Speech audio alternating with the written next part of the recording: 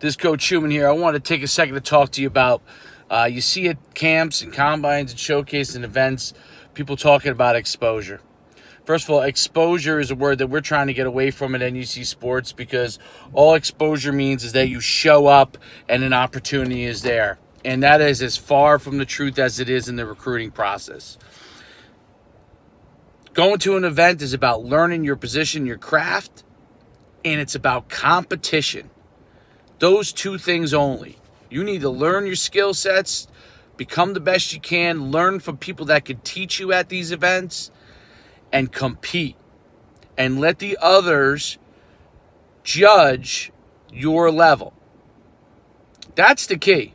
Now, going to different things can help you with that process, but figuring out where it is. Now, you come to NUC Sports, I don't care if there's one kid or 150 kids at an event.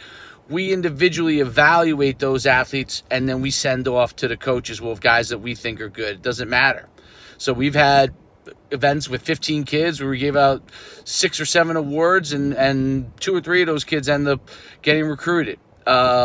We've had kids with 300 kids at a camp. In the old days, we used to have 800-900, and you might have 50 of those kids get recruited. So the other 850 didn't get recruited. So sometimes you're better off going to a small event where you can learn and compete, develop a relationship with those coaches so they can then help you. And that goes for college camps as well.